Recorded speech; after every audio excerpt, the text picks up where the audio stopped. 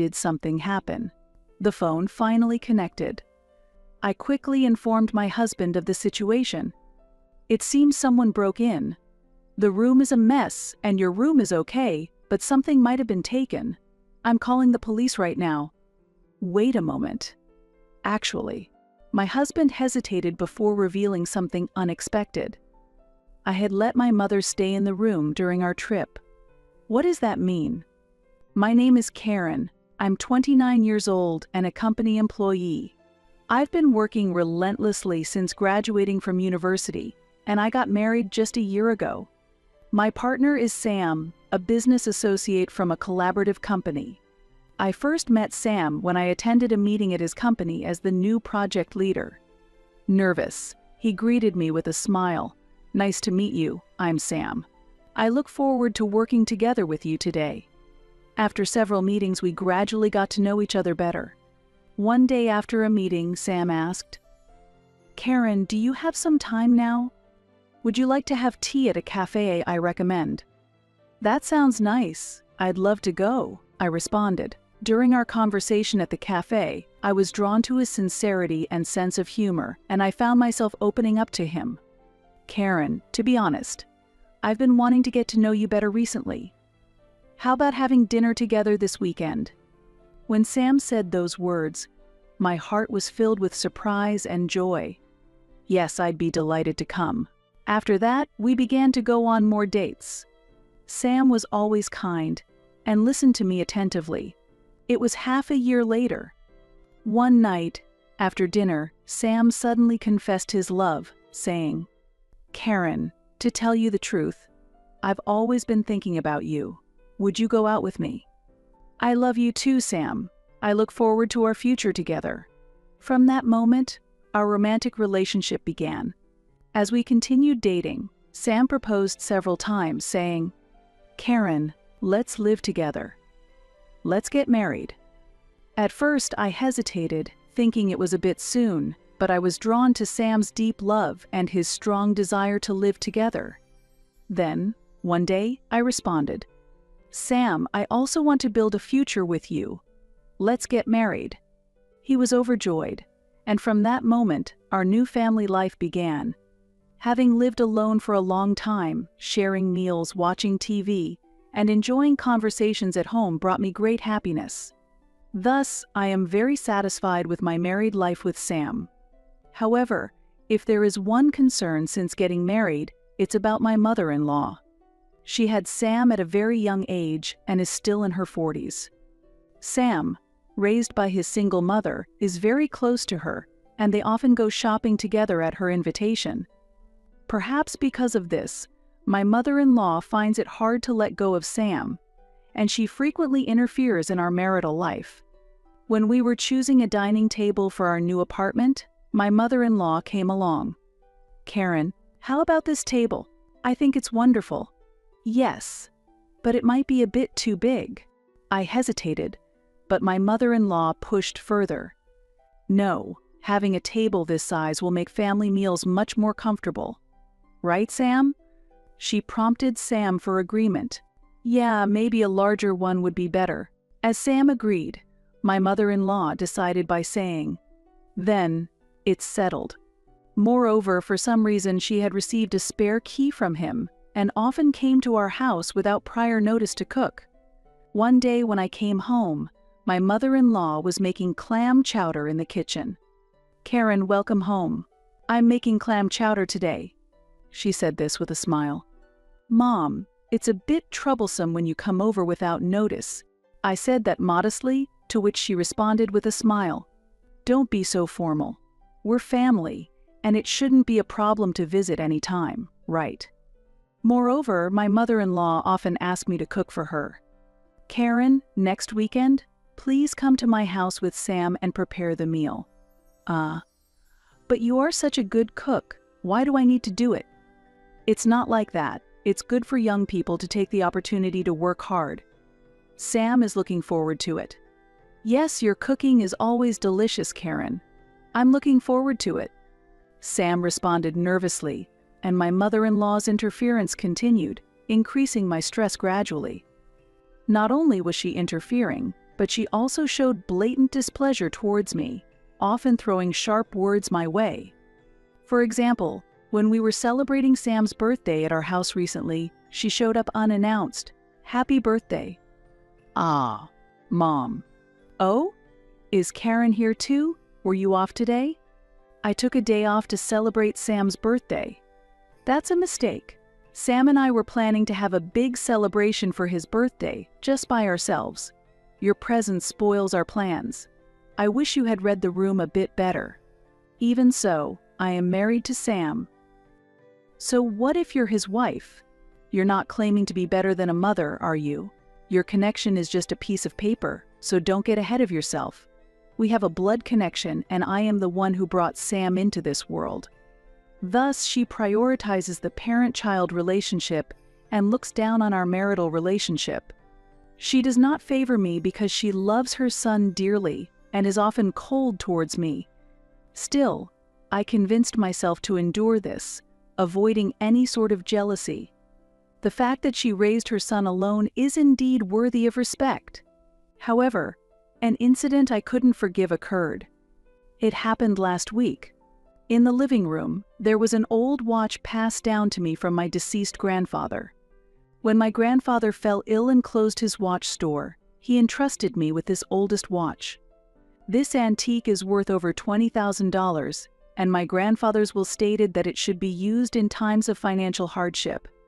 After my grandfather's death, this watch became a very valuable heirloom to me. The reason I keep this worn-out watch in the living room is to always feel close to my beloved grandfather. However, when my mother-in-law visited, she saw this watch and criticized. "What is this? Why keep such an old, worn-out watch in the living room as if it has any value?"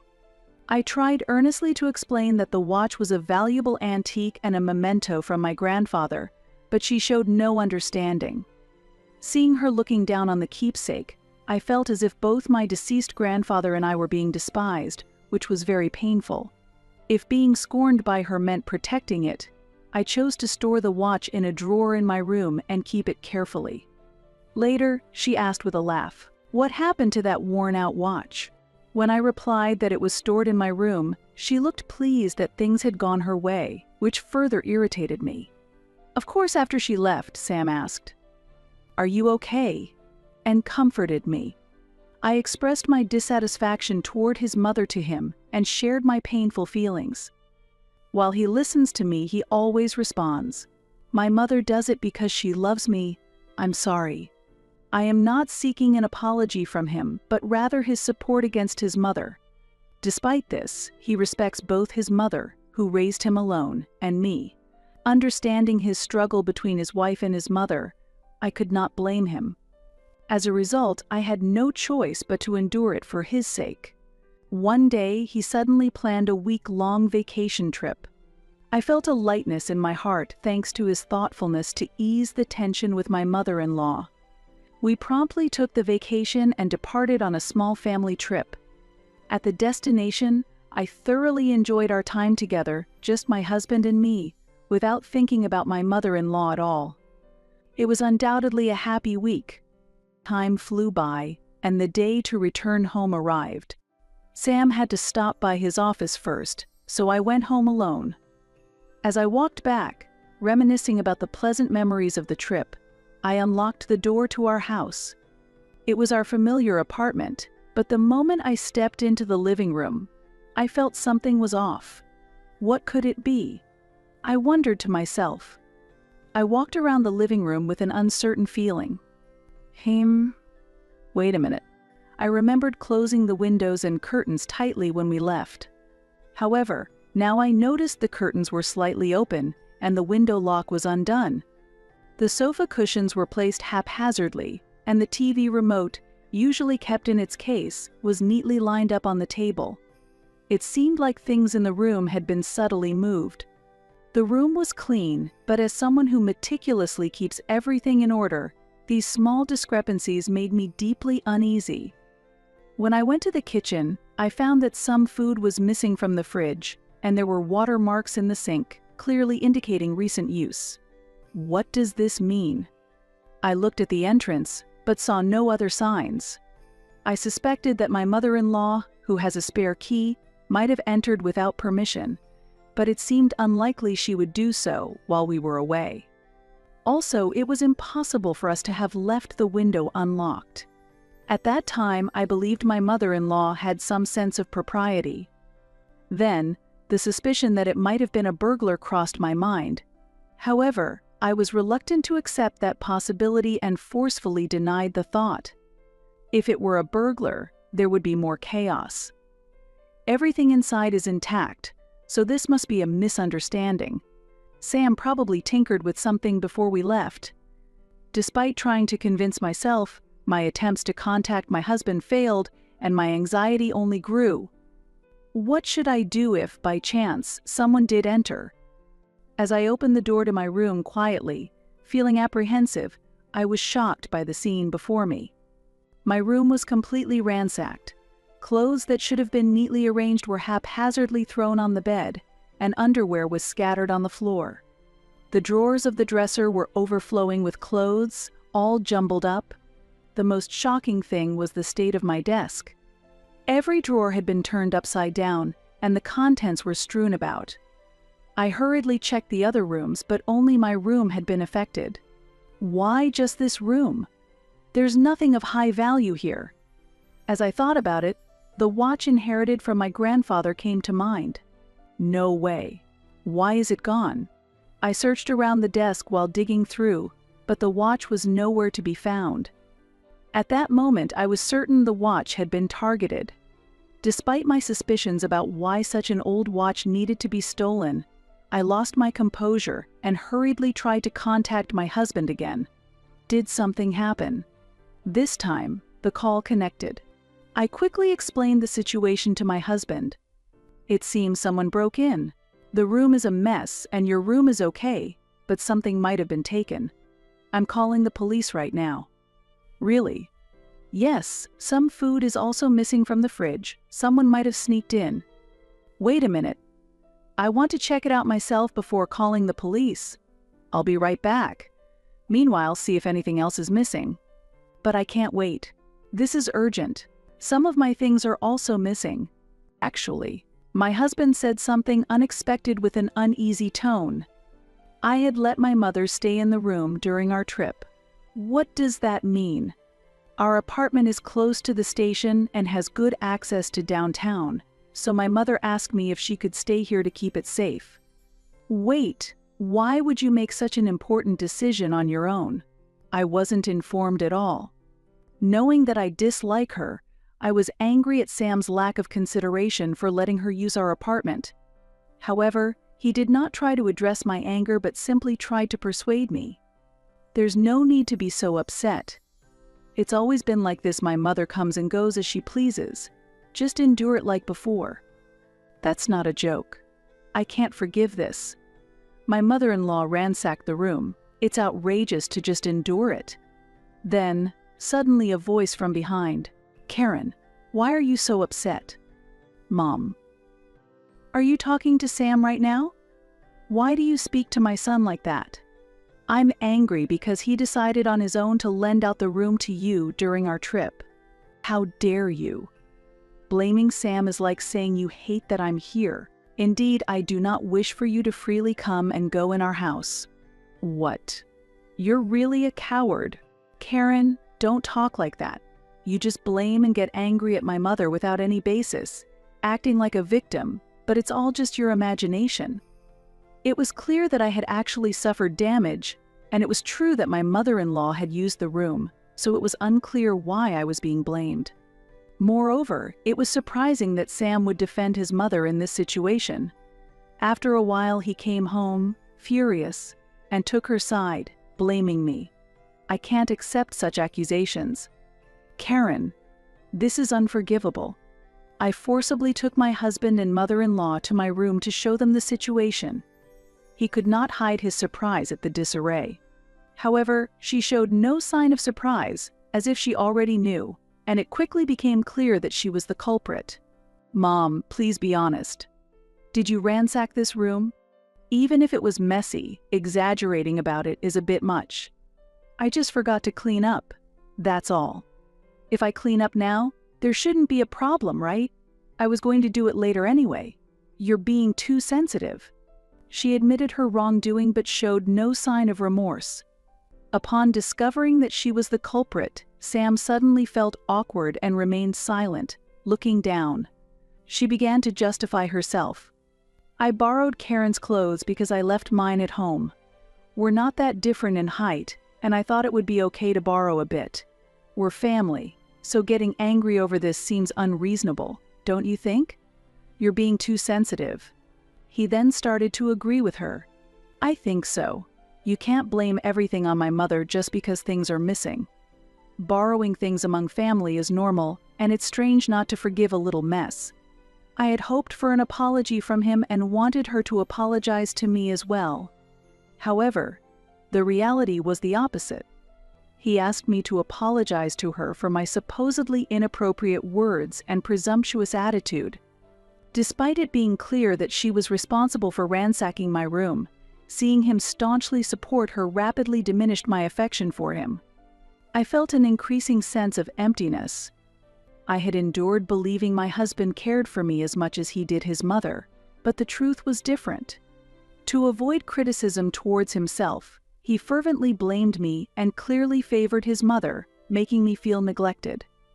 At that moment, I felt my heart break, and I resolved to take revenge against my mother-in-law.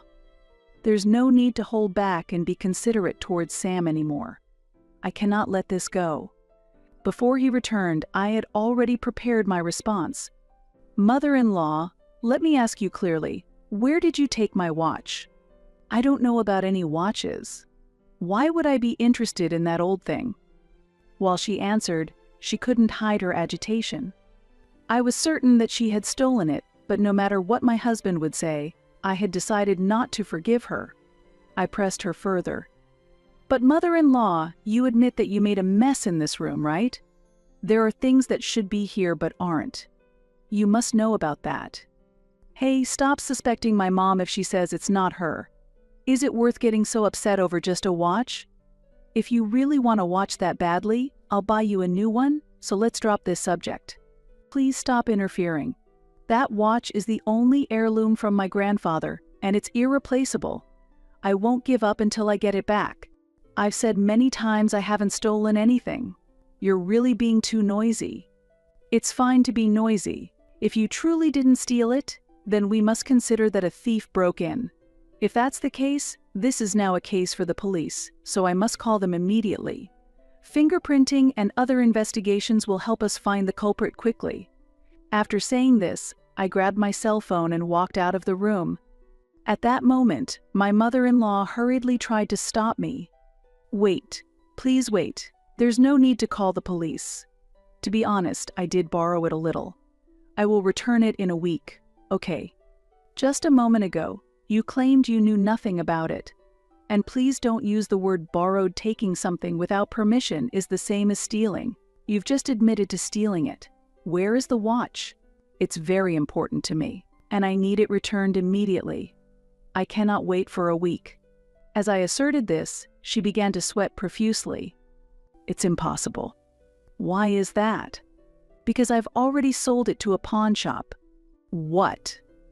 "Really, it sold for $20,000. Can you believe it? I didn't think it was worth that much." "Stop joking. Can you return the $20,000 immediately then? I plan to go to the pawn shop myself to retrieve it." I'm sorry, but that's impossible. I've almost completely spent that amount, and only a little is left. So please don't expect anything more from me. You'll have to raise the funds yourself." Witnessing her mocking and disrespectful attitude, I realized that further discussion was pointless, and I decided to take the final step. "I see. This was your last chance, unfortunately." While saying this, I dialed the police. "I'm the person who called earlier. Unfortunately, a theft has occurred and the perpetrator is here. Please come immediately."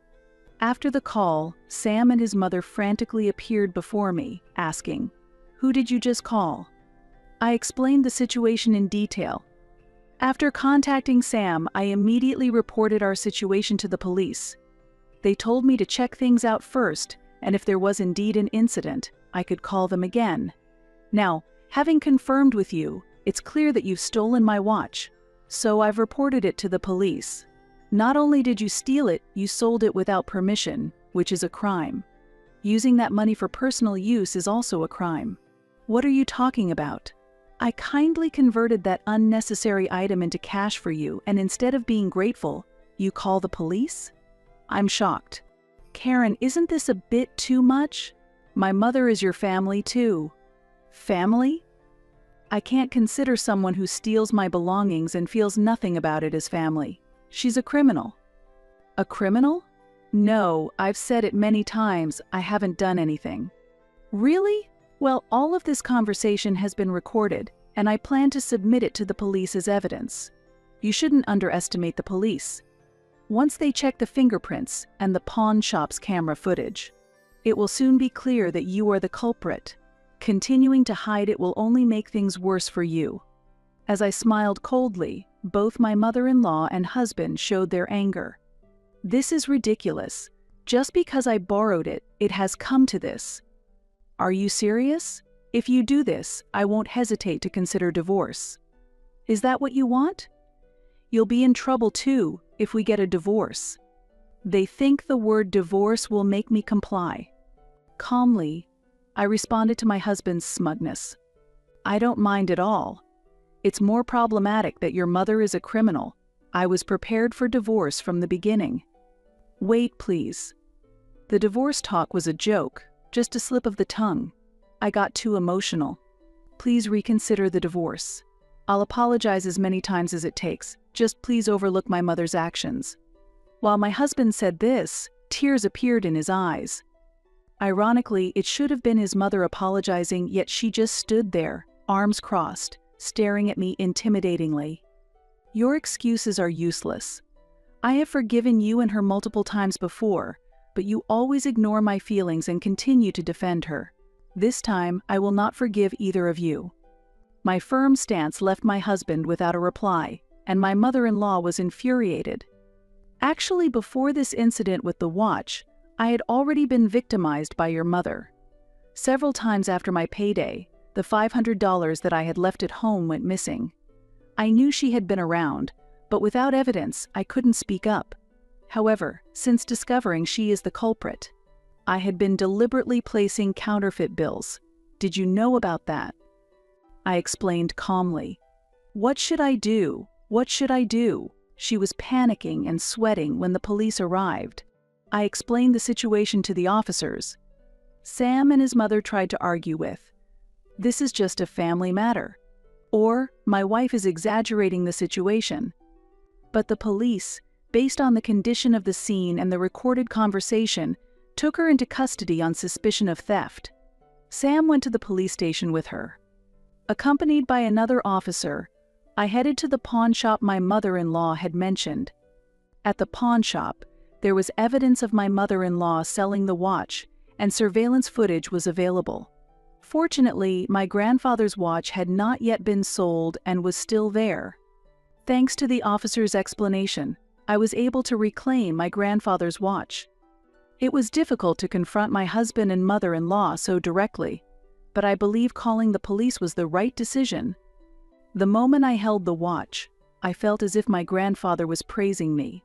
Subsequently, the divorce proceedings with my husband were completed. Until the end, my husband pleaded to avoid divorce and begged me to save his mother, but I ignored his requests. I occasionally see my husband at work, but I ignore him, and my supervisor, who understands the situation, handles it appropriately. Through lawyers, communication was strictly maintained, and ultimately my husband accepted the divorce. The police added evidence from the pawn shop clerk's testimony, confirming my mother-in-law's guilt. Currently, she is serving a 3-year sentence in prison. Initially, her actions were meant merely to harass me, but after learning that the watch could be sold for an unexpectedly high amount at the pawn shop, she became overexcited and squandered the money. As a result, she lost her part-time job and will likely face difficulties finding employment after her release from prison. What started as relatively minor harassment escalated into a major crime that ultimately devastated her life. The foolishness of her actions is astonishing. Furthermore, since she had no significant savings, the roughly $20,000 needed to reimburse the pawnshop for the watch was ultimately charged to my ex-husband. He is now working hard to earn money for his mother's living expenses, and the details of our divorce and his mother's actions have spread at his workplace, making his daily life uncomfortably scrutinized. Meanwhile, I am free from the stress caused by my ex-husband and his mother, and am thoroughly enjoying my independent life. While my married life cannot be called a success, being able to protect the valuable watch handed down from my beloved grandfather has been a great consolation for me. Currently, I am focusing more on my personal time than on romantic relationships, and I intend to enjoy my single life. I am also interested in finding new hobbies. A new chapter in my life is about to begin. Having overcome past hardships, I am now committed to cherishing myself and fully enjoying my life. I plan to fill the coming days with hope and joy, and to lead an active and positive life.